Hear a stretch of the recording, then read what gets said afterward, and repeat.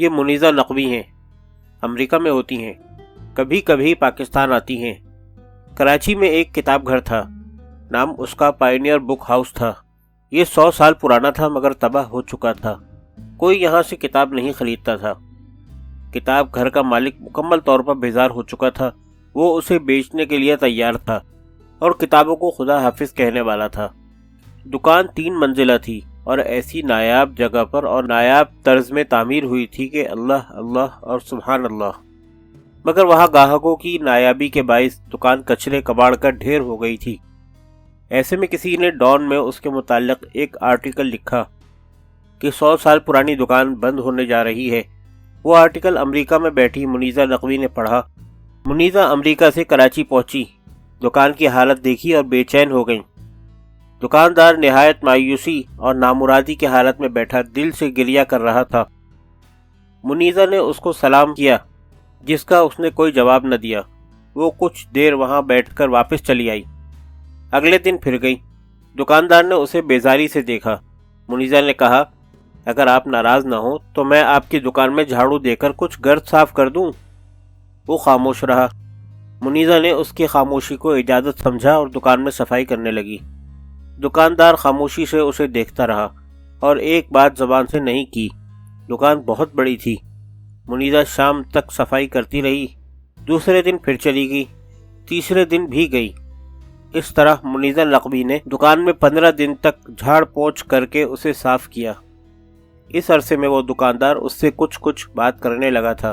جب دکان صاف ہو گئی تو منیزہ نے ایک دن اسے کہا، اگر آپ کچھ دن صبر کریں اور اس دکان کو بند نہ کریں تو ہم اسے چلا کر دیکھتے ہیں، اللہ کرے گا چل ہی جائے گی۔ وہ اس بات پر بھی خاموش رہا۔ منیزہ نے اس کو بھی اسبات جانا اور اسے چلانے کے درپے ہوئی۔ کچھ نئی طرز کی چھوٹی کرسیاں خرید لائیں، 2-4 نئی میزیں اور اسٹول خرید لائیں، 1-2 لیمپ لے آئی، اور ان سب چیزوں کو اس نے اوپر کی منزل میں رکھ دیا تاکہ لوگوں کو یہاں بیٹھ کر چائے پینے اور گپ شپ کرنے کو مناسب جگہ میسر ہو۔ اس کے بعد اپنے دوست احباب کو وہاں لے جا کر دکھانا شروع کر دیا اور انہیں تحریک دینے لگی کہ وہاں جائیں اور کتابیں خریدیں۔ ایک دن میں کراچی میں تھا کہ منیزہ نے مجھے کہا، ناطق تمہیں ایک دکان پر لے کر جانا ہے۔ راستے میں اس نے مجھے بہت کچھ باتیں بتائیں کہ کس طرح اسے اس دکان اور دکان والے کی قسم پرسی کا پتہ چلا اور وہ کیسے یہاں پہنچی اور کس طرح اس نے دکان بحال کرنے کی کوششیں کی۔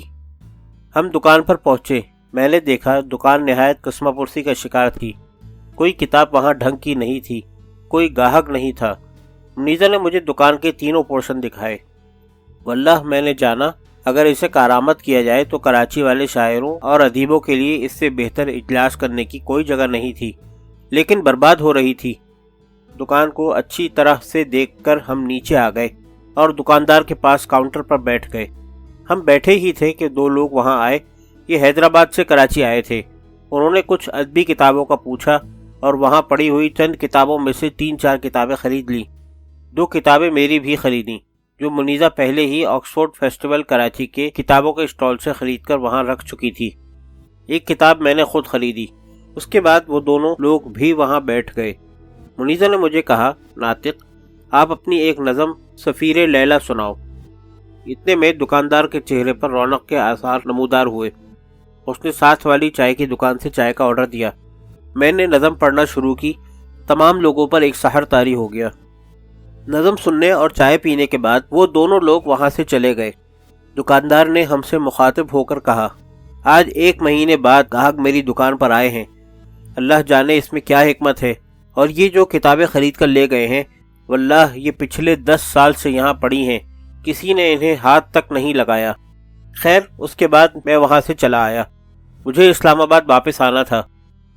منیزہ نے اب یہ معمول بنا لیا کہ لوگوں کو پکڑ کر وہاں لے جانے لگی اور دکان کی تشہیر شروع کر دی۔